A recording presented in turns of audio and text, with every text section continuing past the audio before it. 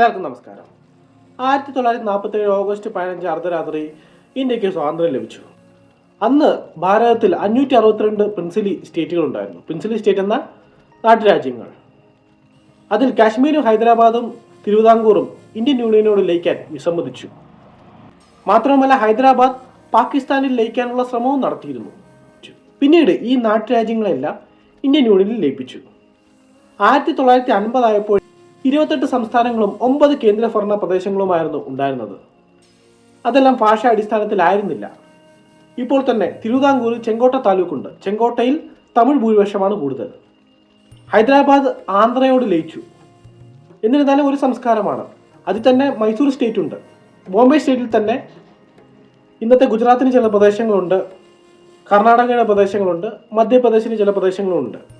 അപ്പോൾ ബോംബെ സ്റ്റേറ്റിൽ മറാഠി സംസാരിക്കുന്നവരുണ്ട്, ഗുജറാത്തി സംസാരിക്കുന്നവരുണ്ട്, കന്നഡ സംസാരിക്കുന്നവരുണ്ട്. മദ്രാസ് സംസ്ഥാനത്താണെങ്കിൽ തമിഴ് സംസാരിക്കുന്ന ആൾക്കാരുണ്ട്. ആന്ധ്രയുടെ ഭാഗം വരെ നീണ്ടു കിടക്കുന്ന വലിയൊരു സംസ്ഥാനമാണ് മദ്രാസ് സംസ്ഥാനം. അവിടെ തെലുഗു സംസാരിക്കുന്ന ആൾക്കാരുണ്ട്. മലബാർ മദ്രാസിൻ്റെ ഭാഗമായിരുന്നു. ഈ മലബാറിൽ മലയാളികളായിരുന്നു. പിന്നെ കുറച്ച് കന്നഡ സംസാരിക്കുന്ന ആളുകളും ഈ മദ്രാസ് സംസ്ഥാനത്തുണ്ട്. അങ്ങനെ കൂടിക്കലർന്ന് കിടക്കുന്ന ഒരു രീതിയിലായിരുന്നു സ്വാതന്ത്ര്യത്തിന് ശേഷം സംസ്ഥാനങ്ങൾ. അന്നത്തെ പ്രധാനമന്ത്രിയായിരുന്ന ജവഹർലാൽ നെഹ്റുവിന് ഭാഷാ അടിസ്ഥാനത്തിലുള്ള സംസ്ഥാനങ്ങൾ രൂപീകരിക്കാൻ വലിയ താല്പര്യമില്ലായിരുന്നു. ഇത് ഫെഡറലിസത്തെ ബാധിക്കും എന്നാണ് അദ്ദേഹം കരുതിയത്. പല പല പ്രദേശങ്ങളിലും പ്രക്ഷോഭങ്ങൾ ആരംഭിച്ചു. 1949 നടന്ന ഐക്യ കേരള സമ്മേളനം ഐക്യ കേരള രൂപീകരണത്തിനു വേണ്ടി വാദിക്കുകയും തിരുക്കൊച്ചി സംസ്ഥാനത്തെ രാജ്യപ്രമുഖ പദവി റദ്ദു ചെയ്യണമെന്നും ആവശ്യമുയർത്തി. എന്നാൽ ഇന്ത്യൻ ഭൂഭൂഖണ്ഡത്തിൽ ഏറെ വൈവിധ്യമുള്ള ജനസമൂഹങ്ങളെ സൃഷ്ടിക്കുന്നതിൽ ഭാഷയ്ക്ക് വലിയ പ്രാധാന്യമുണ്ട്. എന്നാൽ ഉത്തരേന്ത്യയിൽ ഒരു കാലത്ത് സംസ്കൃതവും പാലിയും പിന്നീട് അറബിയും പ്രബലമായ ഭരണഭാഷയായിരുന്നുവെങ്കിലും സ്വാതന്ത്ര്യകാലമായപ്പോഴേക്കും ഹിന്ദിയുടെ അക്രമാദിത്യം പ്രകടമായി. അതേസമയം ഗുജറാത്തിയും രാജസ്ഥാനിയും ഭോജ്പുരിയും മറാഠിയും ബംഗാളിയും പഞ്ചാബിയും കാശ്മീരിയും ഹിന്ദിയോടൊപ്പം അതാത് പ്രദേശങ്ങളിൽ ശക്തമായ സ്വാധീനം ചെലുത്തി. ഈ സമയം ദക്ഷിണേന്ത്യയിലാകത്തെ തമിഴിൽ നിന്നും ഉരുത്തിരിഞ്ഞ മലയാളവും കന്നഡയും തെലുഗുവും സ്വന്തമായ പ്രദേശങ്ങളിൽ സാന്നിധ്യം ശക്തമാക്കി. സ്വാതന്ത്ര്യ സമര പ്രക്ഷോഭങ്ങളോടെ 1947 ബ്രിട്ടീഷുകാർ ഇന്ത്യ വിട്ടതിനു പിന്നാലെ രാജ്യം ഏകീകരണ ശ്രമങ്ങളിൽ ശ്രദ്ധ കേന്ദ്രീകരിച്ചു. ഗാന്ധിയിലായിരുന്നു പൊട്ടി ശ്രീരാമലു. 1901 ജനനം. സ്വാതന്ത്ര്യ സമരത്തിന് അദ്ദേഹം നേതൃത്വം വഹിച്ചു. സ്വാതന്ത്ര്യത്തിന് ശേഷം ഭാഷാ അടിസ്ഥാനത്തിൽ സംസ്ഥാനങ്ങൾ വേണമെന്ന് ഏറ്റവും കൂടുതൽ വാദിച്ചത് അദ്ദേഹമാണ്. അദ്ദേഹം ഒരു ആന്ധ്രാക്കാരനാണ്, തെലുഗു വംശജനാണ്. 1952 ഐക്യ ആന്ധ്ര സംസ്ഥാനം വേണമെന്ന് പറഞ്ഞ് അദ്ദേഹം നിരാഹാരം ആരംഭിച്ചു. 58 ദിവസത്തെ നിരാഹാരം. ഈ നിരാഹാരത്തിന് ശേഷം അദ്ദേഹം മരണമടയുകയാണ് ഉണ്ടായത്. ഈ നിരാഹാരത്തിന്റെ ഉത്തരം എന്താണെന്ന് വെച്ചാൽ സർക്കാർ ഭാഷാ അടിസ്ഥാനത്തിലുള്ള സംസ്ഥാനം രൂപീകരിക്കാൻ വഴങ്ങുകയായിരുന്നു. അങ്ങനെ ഭാഷാ അടിസ്ഥാനത്തിൽ സംസ്ഥാനങ്ങൾ രൂപീകരിക്കുവാൻ അന്നത്തെ പ്രധാനമന്ത്രിയായിരുന്ന ജവഹർലാൽ നെഹ്റു തീരുമാനിച്ചു. എന്നാൽ ഭരണ സൗകര്യാർത്ഥം സംസ്ഥാന പുനഃസംഘടന ഭാഷാ അടിസ്ഥാനത്തിലാക്കണമെന്ന 1956 സ്വാതന്ത്ര്യ ഇന്ത്യ ഗവൺമെന്റിന്റെ തീരുമാനം പ്രാദേശിക ഭാഷകൾക്ക് വ്യക്തിത്വം നൽകുന്ന ഒന്നായി മാറി. എന്നാൽ ഇതേ സമയത്താണ് സഹ്യപർവ്വതത്തിന് പടിഞ്ഞാറ് അറബിക്കടലിനോട് ചേർന്ന് കിടന്ന ഭൂപ്രദേശത്തിന് ഭാഷാ അടിസ്ഥാനത്തിൽ കേരളം എന്ന ഒറ്റ സംസ്ഥാനത്തിന് വേണ്ടിയുള്ള പ്രക്ഷോഭങ്ങളും ശക്തിപ്പെട്ടത്. എന്നാൽ അതുവരെ തിരുവിതാംകൂർ കൊച്ചി രാജ്യങ്ങളും തെക്കു മുതൽ ഏതാണ്ട് മധ്യഭാഗം വരെയുള്ള ഭാഗങ്ങൾ ഭരിച്ചപ്പോൾ ബ്രിട്ടീഷ് മദ്രാസ് പ്രസിഡൻസിയുടെ ഭാഗമായിരുന്ന ബ്രിട്ടീഷ് മലബാറും കാസർഗോഡ് ഉൾപ്പെടുന്ന തെക്കൻ കാനറയുമായിരുന്നു ഇന്നത്തെ കേരളം എന്ന ഭൂഭാഗം കിടന്നിരുന്നത്. 4 ഭരണത്തിന് കീഴിലായിരുന്നെങ്കിലും ഈ പ്രദേശങ്ങളെല്ലാം ഓരോ സംസ്കാരവും ജീവിത രീതികളുമായിരുന്നു നിലനിന്നിരുന്നത്. അങ്ങനെ ഭാഷാ അടിസ്ഥാനത്തിലുള്ള സംസ്ഥാന രൂപീകരണത്തിന്റെ ഭാഗമായി 1956 നവംബർ 1 കേരളം എന്ന സംസ്ഥാനം രൂപീകൃതമായി. കേരളം എന്ന സംസ്ഥാനം രൂപീകരിക്കപ്പെടുമ്പോൾ ഇന്ത്യയിലെ മറ്റ് 14 സംസ്ഥാനങ്ങളിൽ ഏറ്റവും ചെറിയ സംസ്ഥാനമായിരുന്നു കേരളം. ഔദ്യോഗിക രേഖ അനുസരിച്ച് 1956 നവംബർ 1 കേരള സംസ്ഥാനം രൂപീകൃതമായി. മാത്രവുമല്ല കേരളത്തിന്റെ കൂടെ തന്നെ 13 മറ്റ് ഭാഷാ സംസ്ഥാനങ്ങൾ രൂപീകൃതമായി.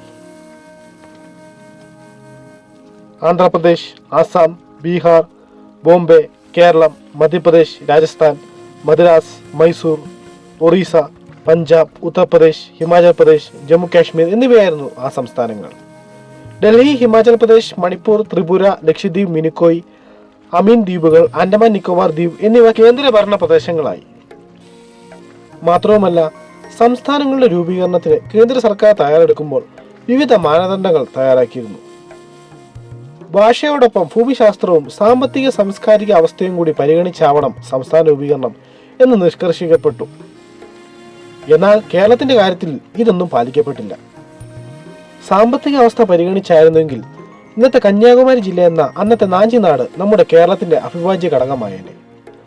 സംസ്ഥാന രൂപീകരണത്തിന്റെ മാനദണ്ഡങ്ങളിലൊന്ന് പുഴയോ മലയോ റോഡുകളോ പോലുള്ളവ അതിർത്തിയായി പരിഗണിക്കാം. എന്നാൽ ചന്ദ്രഗിരി പുഴയോ അല്ലെങ്കിൽ നേത്രാവതി പുഴയോ അതിരിടേണ്ട സ്ഥാനത്ത് വടക്കൻ അതിർത്തിയിലെ തലപ്പാടി എന്ന ചെറുദേശമാണ് അതിർത്തിയായി കേരളത്തിന് ലഭിച്ചത്. കർണാടകയുമായുള്ള കേരളത്തിന്റെ അതിർത്തിയാണിത്. എന്നാൽ ദക്ഷിണ ഭാഗത്താണെങ്കിൽ മലനിരകളിൽ നിന്ന് ഉത്ഭവിച്ച് ഇന്നത്തെ തമിഴ്നാട്ടിലൂടെ ഒഴുകുന്ന താമരപരണി നദി എന്ന കുഴത്തിപ്പുഴയായിരുന്നു അതിർത്തിയാകേണ്ടിയിരുന്നത്.